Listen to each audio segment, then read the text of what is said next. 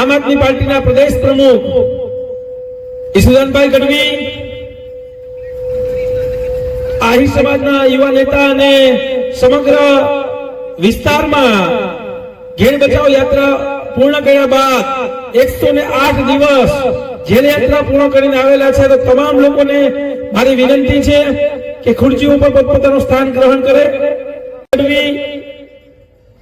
પ્રવીણભાઈ રામ અને મનોજભાઈ સોરઠિયા સાથે સૌરાષ્ટ્ર ઝોનના પ્રમુખ ભાઈ શ્રી રાજુભાઈ બોરખતરિયા પણ પધારી રહ્યા છે, તો તમામ લોકોને વિનંતી પોતપોતાનું સ્થાન ગ્રહણ કરે. બાલા ગામની આ પાવન ધરતી પર પરિવર્તન લાવો કિસાન બચાવો યાત્રા સાથે આજની મીટિંગમાં ઉપસ્થિત આમ આદમી પાર્ટીના પ્રદેશ પ્રમુખ ઈસુદાનભાઈ ગઢવીજી, ક્રાંતિકારી યુવાન, કડદા આંદોલનમાં હમણાં 108 દિવસ જેલમાં રહેલ પ્રવીણભાઈ રામજી, મારા સાથી મિત્ર અને કડદા આંદોલનમાં તેઓ પણ જેલમાં હતા, અને સૌરાષ્ટ્ર ઝોનના પ્રમુખ શ્રી રાજુભાઈ બોરખતરિયાજી, આજે જોઈનિંગ કરેલા કોંગ્રેસમાંથી આવેલા ધીરુભાઈ,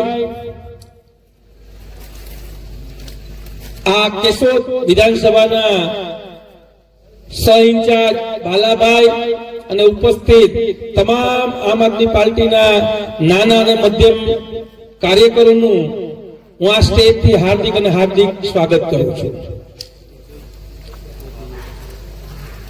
જય દાસારામ, જય દાસારામ, જય જવાન. આજની આ સભાની શરૂઆત કરતા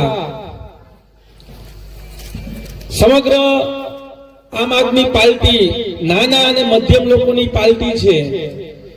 સામાન્ય લોકોને સાથે લઈને ચાલનારી આ પાર્ટી આપણા જેવા સૌ નાના અને મધ્યમ લોકોની પરિવારની આ લડાઈમાં સમગ્ર ગુજરાતમાં જે ખેડૂત સમાજ હોય, વિદ્યાર્થીઓ હોય,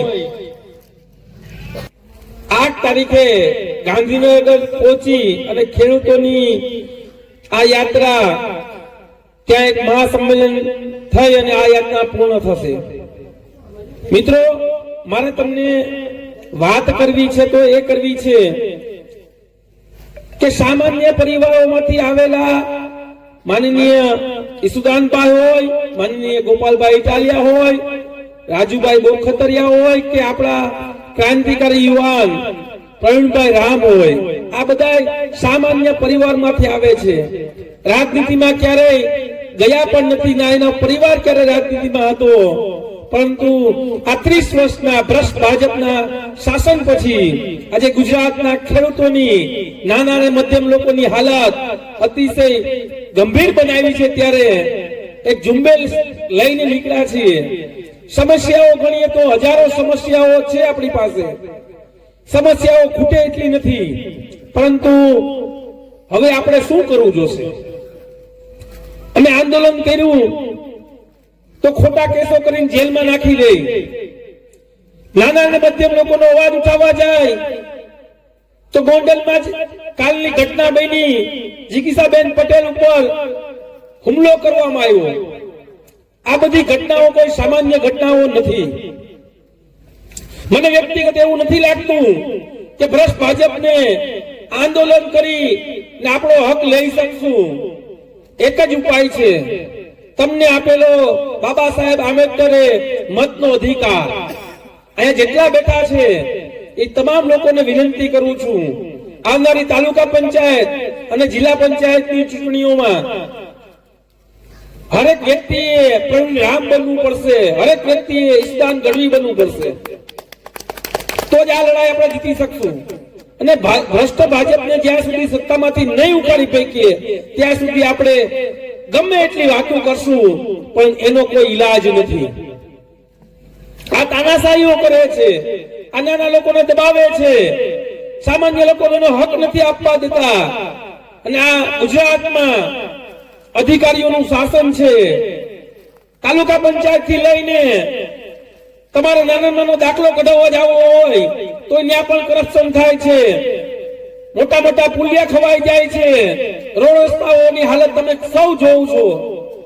ત્યારે વિશેષ કઈ વાત નથી કરવી, પરંતુ મારી વિનંતી ને આગ્રહ છે, આશ્ચર્યથી પણ કહું છું, હું 2022 ની વિધાનસભાની ચૂંટણીમાં માત્ર 30 વર્ષની મારી ઉંમર હતી, એક સામાન્ય પરિવારમાંથી આવું છું।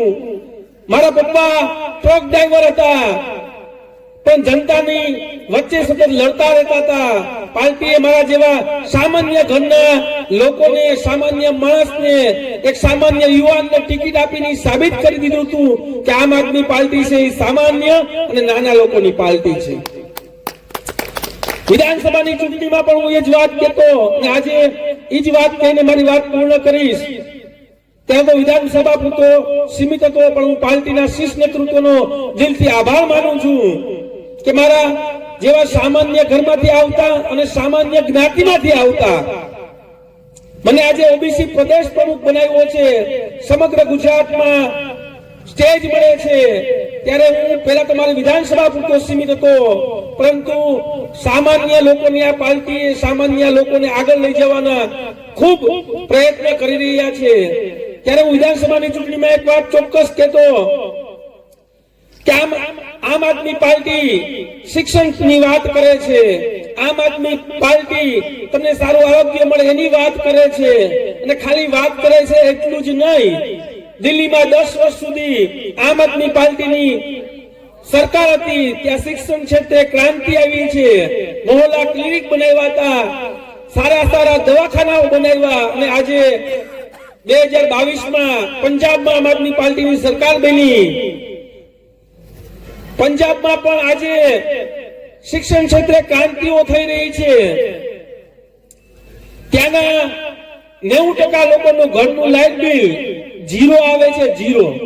આપણા કોઈને આવે ભાઈ નથી આવતું હોય તો હાથ ઊંચો કરજો, આવે છે? આમ આદમી જે બોલે છે એ કરી બતાવે છે, એટલે વિનંતીને આગ્રહ કરું છું ને એટલે મને આ પાર્ટી પર ભરોસો છે।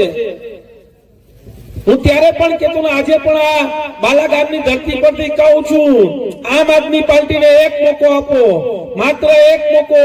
5 વર્ષમાં અમે તમારા કામ ન કરી શકીએ, તમારી વાત ઉપર ઉભા ન રહી શકીએ। પિયુષ પરમાર બાલાગામની ધરતી પરથી તમને કહે છે, તમારું ચપ્પલ ને માથું પિયુષ પરમારનું મારી દેજો, પણ એક મોકો આપો એટલી વિનંતી કરું છું। હવે હું આગળ રાજુભાઈ બોરખતરિયાને વિનંતી કરીશ કે આજની આ સભાને સંબોધિત કરે।